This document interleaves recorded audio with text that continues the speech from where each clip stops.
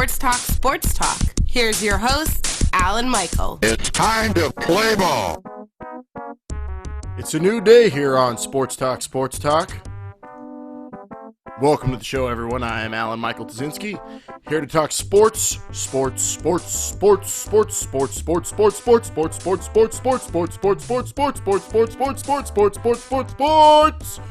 Monday through Friday, some weekends with time permitting.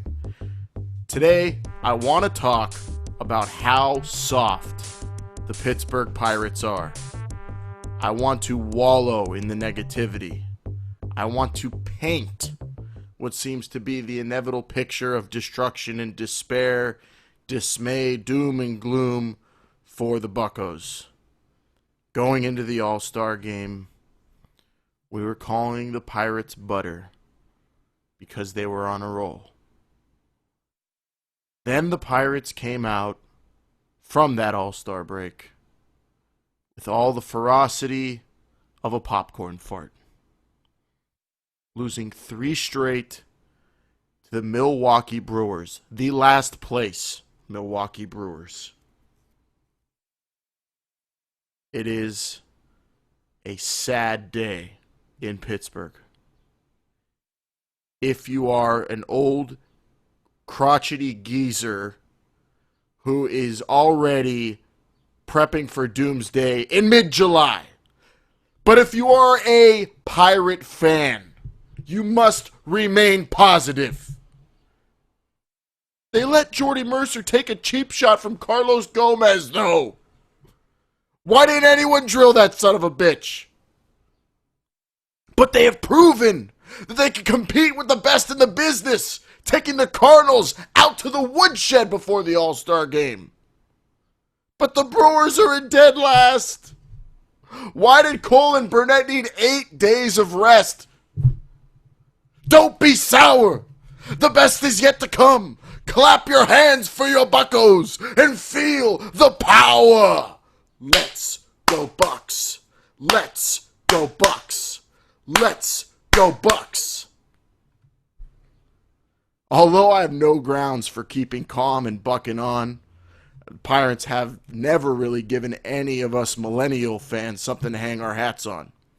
But I'm still not going to buy into this pot stirring and the hoopla that the geezers who hate Hurdle or the doomsday prepping Pirate fans seem to have latched onto after one series. Ooh, see, I told you Hurdle's an idiot. I told you they can't hit. I told you they're gutless. If you're able to sway someone's opinion with all that negativity, all the end-of-days nonsense, in mid-July, while the Pirates are still only 4.5 games back of the Cardinals, in control of the wild card, then the people you're swaying with the negativity, bringing over to the dark side, they're just as gutless and soft as you say the Pirates are. Now, hey, it was lame. Nobody stood up for Jordy Mercer. He's out 6 weeks now. As terrible as the bullpen was at trying to keep hope alive in that series, today is a new day. Today, the Buccos have another opportunity to prove themselves, Daddy. They're taking on the reigning, defending, undisputed 2014 American League champions on their home turf. And, of course, the pot stirrers and the angry old men are giddy with excitement. This doesn't look like a good series for the Pirates either. And even if it is, even if it's a bad one and it goes awry, I'm going to keep clapping. Because it's a long season, brothers and sisters. And hope is not a dirty word. Having hope doesn't make you a fanboy mark. Having hope is what keeps you alive in a race with a jackrabbit of a team like the St. Louis Cardinals. Having hope is what keeps Clint Hurdle's skin extra leathery. It's what keeps Steve Blass's jokes extra corny. I don't shy away from the fact that the Pirates got taken to the woodshed in Milwaukee. They look like a bunch of jabronis out there. They got punked by a dirty-ass team, a dirty player, Carlos Gomez. Despicable. I'm pissed nobody threw at that guy. I'm pissed no one's punched him in the head. But I'm not giving up hope on the 2015 season just because of that mess. It is a new day in Pittsburgh after what was a terrible series. A baseball season is a roller coaster ride. That was a valley. There are plenty of peaks to come. I know it. You know it. And the Pittsburgh Pirates are going to show it. It is a new day, Pittsburgh Pirates fans. Let's go Bucks. Let's go Bucks. Let's go Bucks. Let's go Bucks. Let's go Bucks. Root for our home team, a new pirate generation. Everybody shout, let's go Bucks!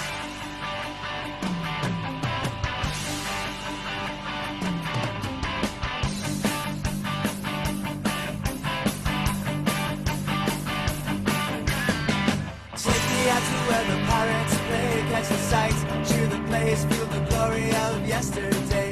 Center field, grand slam, fence and cracker jack. Crowd cheers, I don't care if I ever get back. Listen to the game with my radio on.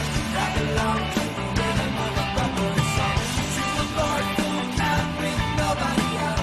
Stop the feline drive, everybody shout. Root, root, root for our home team, a new pirate generation. Everybody shout, let's go Bucks! Every slide, there'll be Pittsburgh pride at the old ball game. Everybody shout, let's go Bucks! Across the bridge, through the gates, to the field of green. Young and old stories told from your childhood dreams. Pops, Wagner, Trainer, Mazin, heroes yet to be made. Great catch, clutch hits like lamented plays. Listen to the game with my radio on. Rap along to the rhythm of a Buccos song. To a bar full crowd with nobody out. Stop the feline drive, everybody shout. Root, root, root for our home team, a new pirate generation. Everybody shout, let's go Bucks! Every slide, there'll be Pittsburgh pride at the old ball game. Everybody shout, let's go Bucks! Root, root for our home team, a new pirate generation. Everybody shout, let's go Bucks! Every slide, there'll be Pittsburgh pride at the old ball game. Everybody shout, let's go Bucks!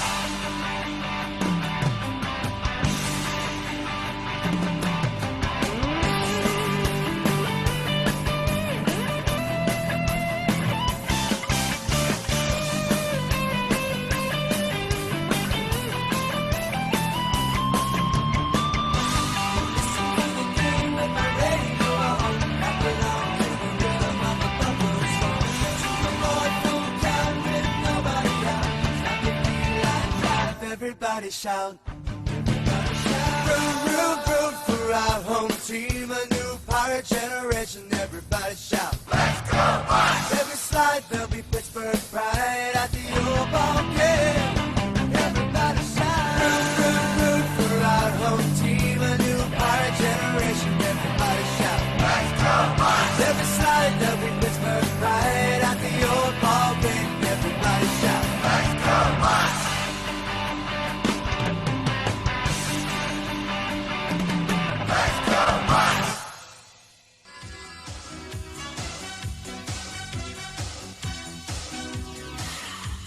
All right, we're nice and positive on Sports Talk right now. And to close out the show after just was, I know I'm absolutely hyped for the Pirates Royals in a couple hours, but I got to talk a little bit about the Buccaneers embracing the future for their quarterback, Jameis Winston, and employing virtual reality training as a legitimate program for their number one pick. They announced a deal with some virtual reality company, and they're going to be using software to supplement all their quarterbacks' on-field work. Now, I kind of was rooting for Jameis Winston to get on the right track, be the face of a franchise. He seems like a funny guy. I mean, besides the legal troubles with the female, the other incidents are hilarious, and they show the guy's got personality. So I'll root for that. I'll root for the crabs and the yelling stuff in the lunchroom. I'm positive Jameis Winston was involved in some awesome food fights in high school as well. But now he's using virtual reality training. I might change my allegiance. I'm probably going to root against him, the Buccaneers, the Cowboys, the other team using this virtual reality nonsense. Now, we're millennials right here on Sports Talk. Sports Talk. We are the new generation. We grew up with all the gizmos and the gadgets, but I just think this is silly. If virtual reality training was a thing, then I feel like my high school coaches should have respected my training regimen of playing Madden more than actually focusing on the on-field work. And that's how I started in high school most of the years. And I credit John Madden football. But I didn't get any credit. Maybe I'm bitter. I'm bitter, actually. I'm going to admit it. I'm bitter that Jameis Winston is a first-round pick. He gets to play video games to train, while I did the same thing, and I'm sitting here in my underwear talking to you about Jameis Winston. They're long underwear. It is expected that somewhere down the road, a virtual reality company will get an exclusive right with the NFL to develop technology for all the NFL teams, meaning that virtual reality is here to stay. Also, opening the doors up to easy jokes like the Tampa Bay Bucks can only succeed in virtual reality.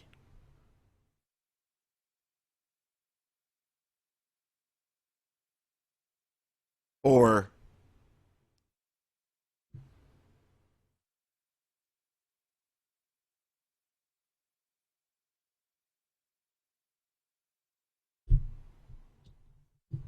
sorry for the technical difficulties here on Sports Talk. Sports Talk. We were talking virtual reality jokes.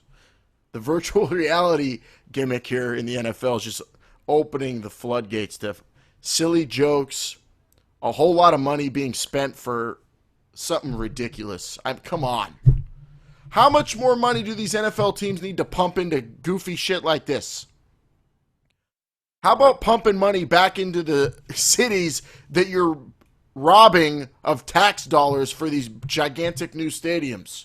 Moving teams from town to town, taking tax dollars all over the place. I mean, pretty soon it's going to be, this is where it's headed. This was predicted in basketball. If you've seen basketball, teams are just going to move cities every few years because they're going to get tired of the stadium deal, and then they're going to get a new one built in a different city who's dumb enough to pay for it. Now they're spending money on virtual reality gimmicks. So Jameis Winston can get better by playing video games. How about Jameis Winston gets on the field, shows what he can do? What's virtual reality going to do anyway? How is that going to prep him for giant defensive ends with big yellow teeth ready to suck his blood? How's that going to prep Jameis Winston for the chaos that happens during an NFL play when it all breaks down? The biggest plays in the NFL these days aren't these robotic Peyton Manning firing on all cylinders plays. It's what happens when the play breaks down.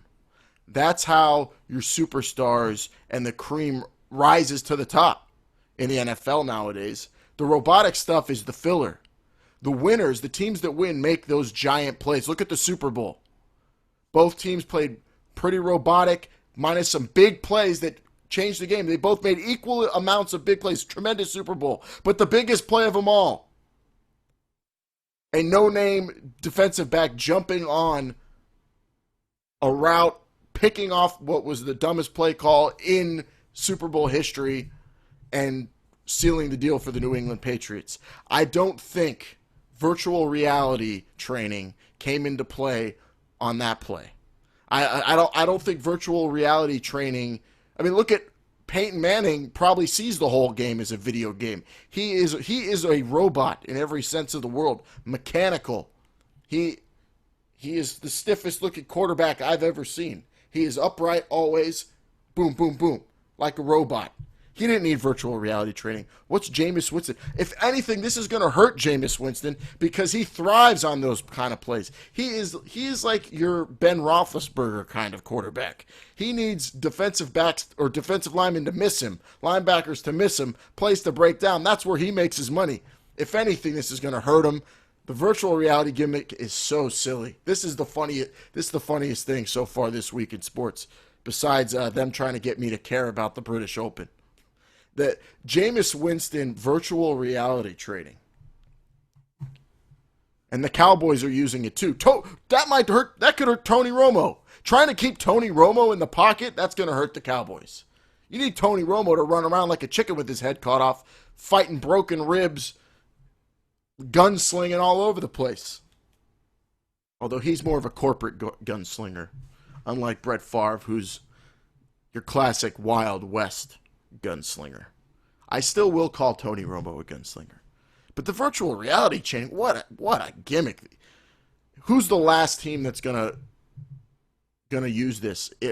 Or any more? I hope no more teams use it. This is so silly. But it's big money for some company. The Bucs and the Cowboys, they seem like teams that would. We know the Patriots already use a lot of technology, but they use it for other purposes.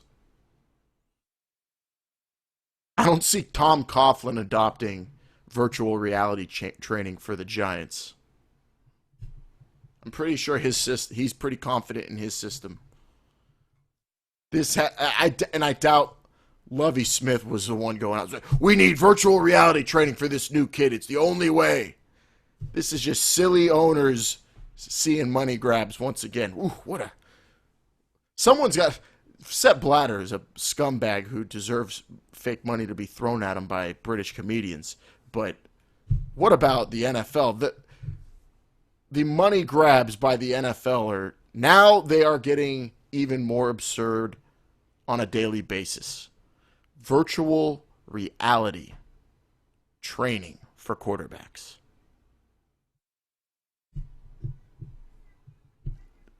Jameis Winston had a shot. He had a chance. He had a chance to be that NFL quarterback everyone thought he could be. But, unfortunately, the Tampa Bay Buccaneers ruined him with virtual reality training. Yikes.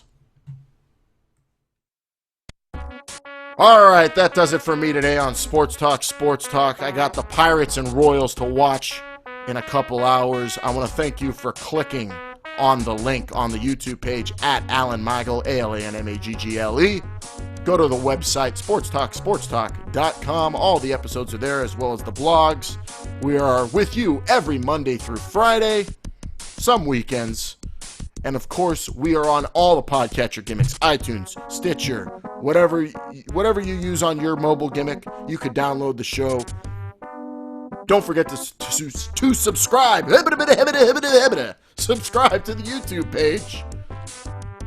And give us a click and help us out. Until tomorrow, which is going to be the biggest day in sports history, I am Alan Michael Tazinski. Thank you for listening to Sports Talk.